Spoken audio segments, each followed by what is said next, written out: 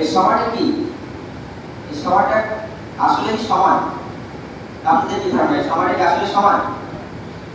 এই সময়টা হচ্ছে সময়ের একটা বেড়া জাল, মরিচিকা, মায়া জাল। আমরা যখন রাস্তায় গাড়ি হবো, প্রখর রোদের ভিতরে যখন আমরা রাস্তায় গাড়ি হবো, তখন দেখো দূর, অনেক দূরে রাস্তার ভিতরে দেখা যায় কিছু পানির মতো দেখা যায়, ঠিক আছে? এগুলো মরুভূমিতে বেশি দেখা যায়, কিছু পানির মতো দেখা যায়। তো কাছে যেয়ে দেখি এগুলো পানি না, এগুলো ওখানে কিছুই নাই। যেমন সাধারণ রাস্তা, সিম্পল যে রাস্তা, ওই রাস্তা বলে থাকে, ঠিক আছে?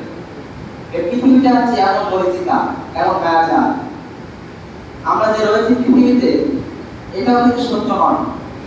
এটাও কি সত্য নয়, এটা হচ্ছে সময়ের একটা বেড়া জাল। আল্লাহ তাআলা এই সময়ের বেড়া জাল দিয়ে আমাদের বন্দী করে রেখেছেন। এই সময়ের বেড়া জাল থেকে আমরা মুক্তি পাবো কিভাবে? দেওয়া দরকার আছে না? এই সময়ের বেড়া জাল থেকে মুক্তি পেতে গেলে আমাদেরকে তিনটা স্টেপ মেনে চলতে হবে। আমাদের তিনটা জিনিস আমাদের আয়ত্তে আনতে পারি, তাহলে আল্লাহ তাআলা এই মায়া জাল থেকে আমাদেরকে বাইরে করবেন ইনশাআল্লাহ।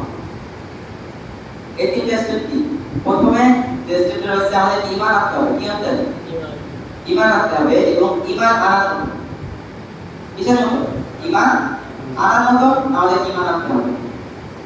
দ্বিতীয় নাম্বার যে পয়েন্টটা রয়েছে, সেটা হচ্ছে আল্লাহ তাআলাকে ভালোবাসতে হবে। কাকে ভালোবাসতে হবে? আল্লাহ তাআলাকে ভালোবাসতে হবে। তৃতীয় নাম্বার, ইসলামকে ভালোবাসতে হবে। তাহলে আমরা তো বলছি যে আমরা সবাই আল্লাহ তাআলাকে ভালোবাসি, ঠিক আছে? আমরা এটা ভাবছি না? আমরা ভাবছি আমরা সবাই ইসলামকে ভালোবাসি। আমরা তো সবাই ইমান না নিয়ে আমরা মসজিদে আসতাম, আল্লাহকে ভয় না করলে, বিশ্বাস না করলে আমরা মসজিদে আসতাম? কারণ বিশ্বাস করতে ভয় করতে কেমন হয় সেটা জানা দরকার আছে না? এখন এই ভয় করতে হবে, এই বিশ্বাস আনতে হবে, এবং আল্লাহ তাআলাকে ভালোবাসতে হবে। কি হবে?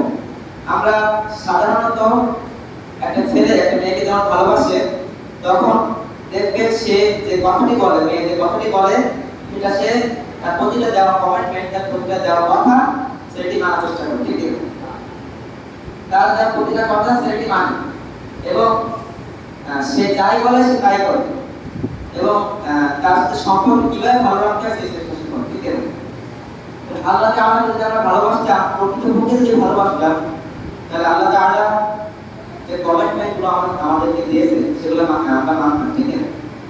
আল্লাহ তাআলা আমাদের যেগুলো বলেছেন, হারামকে হারাম মানতাম, হালালকে হারাম মানতাম, ঠিক আছে?